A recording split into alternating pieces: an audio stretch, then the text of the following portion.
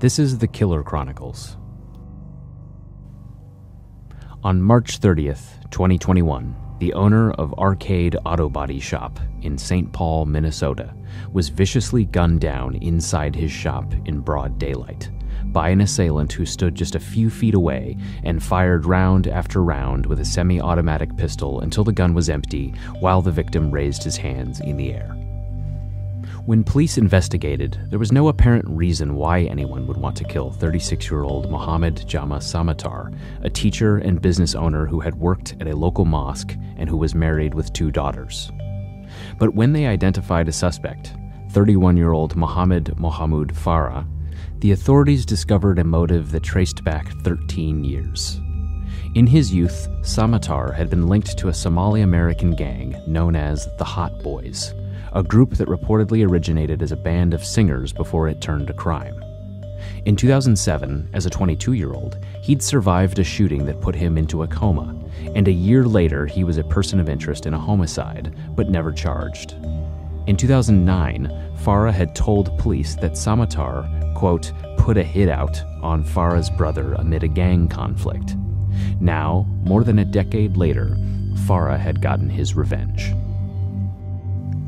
Pharah and Samatar had similar backgrounds. They'd both come to Minnesota from Somalia in their youth, fleeing violence and civil war. And yet in America they'd found themselves on opposite sides of a conflict that had nothing to do with their native country, but rather stemmed from gangs that originated in the Twin Cities. In the end, Pharah received 27 years in prison. Quote, "You left my kids fatherless and took away their happiness," Samatar's wife told him the day he was sentenced. Samatar's murder is one of the latest homicides tied to a relatively small but notorious cropping of gangs in Minnesota that have slowly grown over the past 25 years. On the national stage, Minnesota is perhaps best known for producing some of the biggest recent police controversies in the nation, like the murders of George Floyd and Justine Damond, the killing of Philando Castile by a cop later acquitted of manslaughter and promptly fired, and most recently the killing of Dante Wright and subsequent manslaughter conviction of ex-officer Kim Potter. Though the state is hardly known as a hotbed for gang activity, the FBI recognizes only around 24 different criminal street gangs in Minnesota, mostly well-known groups, infamous outlaw biker gangs such as the Hells Angels, or traditional street gangs like the Vice Lords or Gangster Disciples. But Minnesota is also home to a rare phenomenon. It is one of the only states in the U.S. with dominant Somali-American gangs, most of which are situated in the Twin Cities. Some of them have aligned with the Bloods or the Crips. Some have successfully broken into the rap game, and a few are locked in violent rivalries that spanned decades and show no sign of stopping. This is their story. Minnesota's Somali-American population was virtually non-existent until the 1990s, when Somalia's former leader, Mohammed Siad Barre, was ejected from what had essentially been dictatorial rule, leading to widespread violence and civil war across the country. Massive amounts of starvation that affected adults and children alike, and ultimately displaced roughly 2 million civilians who became refugees. A few thousand who came to America initially settled in San Diego, California, but the Twin Cities soon became an unlikely destination for Somali refugees. They came here after word spread that good jobs were to be found, and that due to Minnesota's history of welcoming refugees dating back to World War II. But not everyone was so welcoming. A gang of white youths, known as the All-American Boys, were linked to a number of attacks on Somali immigrants in the mid-1990s, including an assault on a 12-year-old boy who was beaten unconscious with clubs. In the face of this violence, and caught between American society and parents who tended to be conservative Muslims, many second-generation Somali immigrants began banding together, and a fraction of them would go on to form gangs that exist to this day. According to numbers put forth by federal authorities, which aren't always accurate, as they're often based on anecdotes from informants or arrest data that may paint an incomplete picture, the number of Somali-American gang members is a tiny portion of the estimated 80 to 120,000 Somali-American population in Minnesota, but which has grown over the years. In the 1990s, it was estimated that all the Somali-American gangs in the Twin Cities comprised a few dozen people. By the early 2000s, that number had grown to about 200, and it is now estimated to be several hundred. Still, the gangs are considered a significant public safety threat. Here's the former Hennepin County Sheriff Rich Stanek testifying about them before Congress in 2012. Somali gangs are unique in that they are not necessarily based on the narcotics trade, as are other traditional gangs. Somali gang criminal activities are not based on a certain geographical area or turf.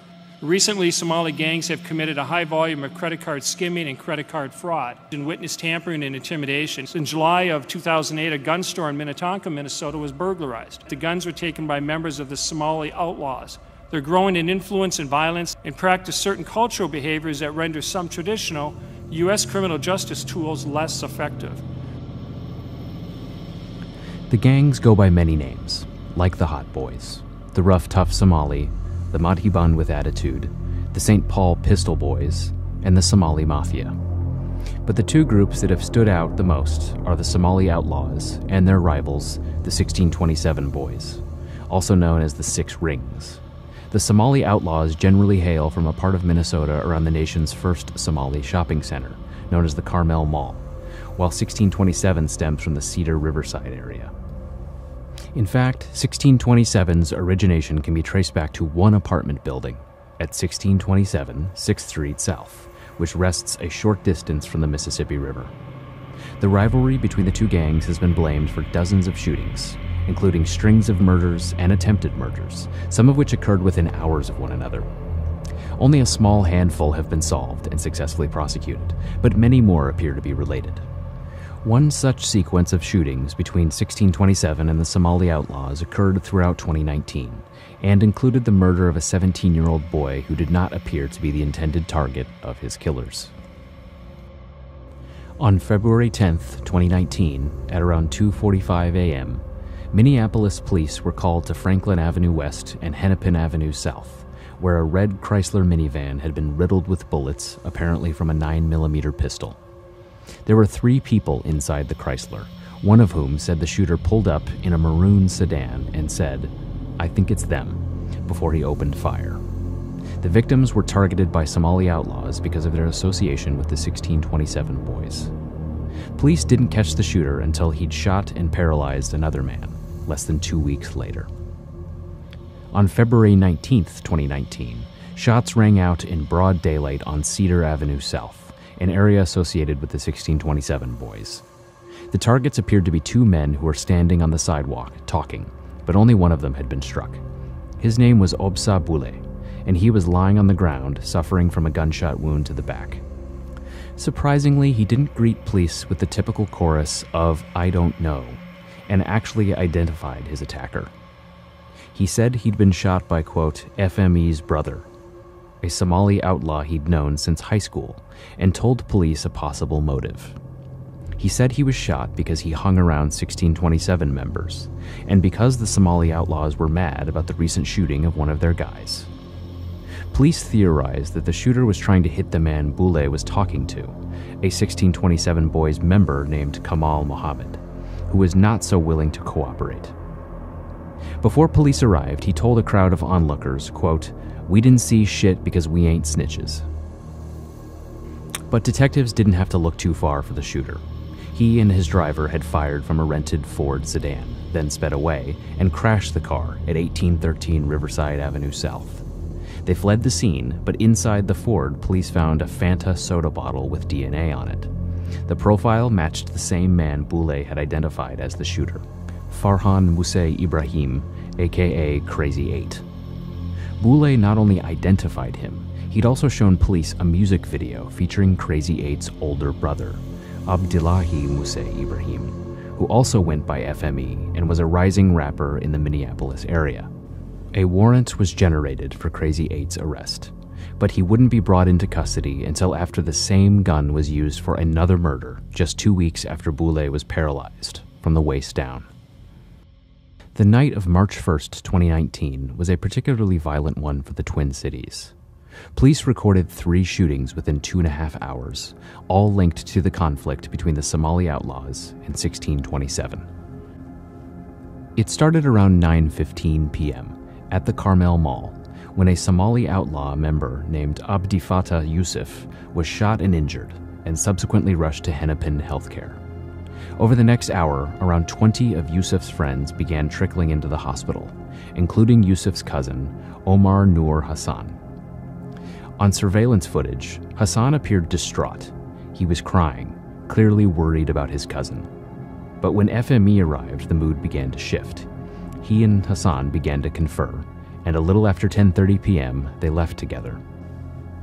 Around an hour later, there was a non-fatal shooting in 1627 territory. 20 minutes later, all hell broke loose nearby. A little before midnight, a group of 6 people arrived at a restaurant and bar on Cedar Avenue South known as the Red Sea. They pulled up, and 2 of the group walked in, apparently to purchase cannabis from someone inside, while the other 4 sat in a black Toyota Camry, waiting for their friends to come out. It is unclear if they saw the light-colored Chevrolet sedan following them to the Red Sea. Without warning, 2 men fired a total of 27 shots into the parked Camry, paralyzing Mohammed Salad and killing 17-year-old Abdiwasa Pharah. A third man, Joshua Poplawski, suffered a relatively minor gunshot wound and walked himself to the hospital. Incredibly, it turned out that Kamal Mohammed, the same man believed to be the intended target in the Obsabule shooting, was driving the Camry and had gone into Red Sea, once again escaping injury. When he was taken to the police precinct, he asked an officer if he could call his grandma, but instead he called Obsabule, and the 2 had a brief conversation police couldn't understand because they spoke in Somali. Once again, Kamal wasn't cooperative, but while police were trying to get information from him, the lead investigator, Sergeant Molly Fisher, discovered the shooting was caught on camera.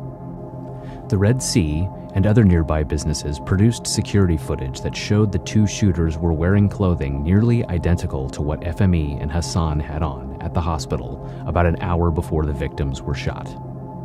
And when police conducted ballistics analysis, one of the guns was linked to the February 19th shooting, which Crazy 8 had already been identified as a suspect in. Now, FME and Hassan were wanted for murder.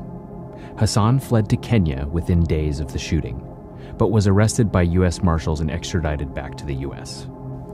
FME turned up in Texas, and when he was arrested, another rapper with ties to the Somali Outlaws, Kamaldeen Mohammed Muse, aka K Pizzle, was with him.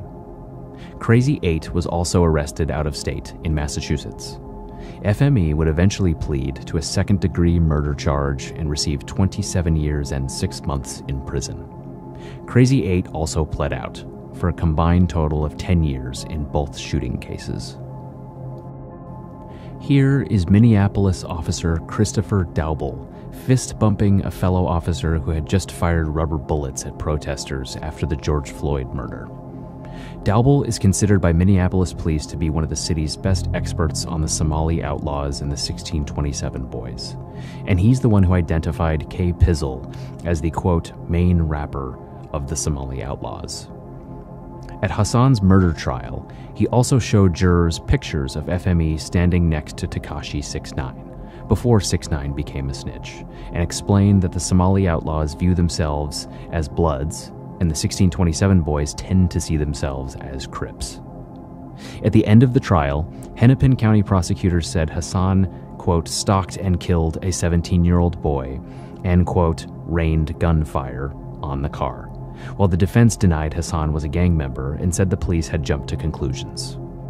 Quote, Sergeant Fisher's assumptions quickly led her to the conclusion she leapt to, that Omar Hassan is a murderer. With arrogance, she declared sitting there that any more investigation was unnecessary, end quote. Jurors convicted Hassan of murder and gave him 20 years. 7 months after the Red Sea shooting, an influential member of the Somali Outlaws named Mustafa Chucky Ali was murdered near 23rd Avenue North and Aldrich Avenue North as he approached a Jeep containing a 1627 boys member named Mahad Jama Ali, a Percocet dealer known as Blue, and the Jeep's owner whose pill habit got him into the situation. Chucky must have spotted Ali in the Jeep because the Impala he was in slowed down before he decided to get out and walk up. After a brief exchange, Ali began to shoot, and Chucky started to return fire with his own pistol as he fell. One of the bullets struck Ali, who turned up at a hospital for treatment later that day. Chucky's two companions tried to rush him to a hospital, but were intercepted by police, who stopped the Impala and discovered that Chucky was dead from a gunshot wound inside.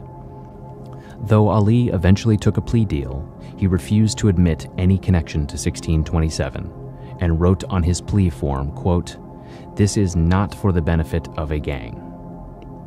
Before he died, Chucky allegedly told those around him, quote, "The ops got me," referring to rivals. But the most well-known incident involving the Somali Outlaws is an infamous human trafficking case filed in federal court in Tennessee in 2010. Prosecutors claimed that a group of Somali outlaws and Somali mafia members, along with numerous co-defendants who weren't gang members, had teamed up to traffic children, including a 12-year-old girl who federal judges actually described in a public court record as, quote, "beautiful and buxom," and known by the nickname Double D. The feds claimed that the girl had been forced into prostitution and had been sexually abused by the defendants whenever they felt like it. After serious credibility issues involving a second alleged victim came up during trial, just 3 out of the 9 defendants received partial convictions while the other 6 were acquitted. But the case fell apart even more after that, when federal judges and an appeals court ripped through the lead investigator, Minneapolis officer Heather Waker, stating that she, quote, "exaggerated or fabricated," end quote, important elements of the story and had flat out lied to a grand jury. The 6th District Appeals Court concluded, quote, "In short, this looks less like an organized venture than a crime of opportunity, involving these criminally ambitious young men and this gullible, or more likely reckless and rebellious, young woman." And local media in the aftermath questioned whether Waker should remain employed as a law enforcement officer. Ironically, while this case basically turned out to be a complete distortion, it stunned the nation and generated coast-to-coast media coverage, while the very real problem of violent rivalries between these gangs receives very little attention outside of the Minneapolis-St. Paul area. In fact, the biggest efforts to curb these gangs are coming from within the Somali community in the Twin Cities itself, which frequently holds summits and other organized efforts to mediate conflicts and turn youngsters away from joining gangs. Despite these efforts, the Somali-American gangs of Minnesota are still very much active, with no signs of going away anytime soon. Thank you for listening. If there are any stories you would like us to know about, tell us about them. Please like and subscribe.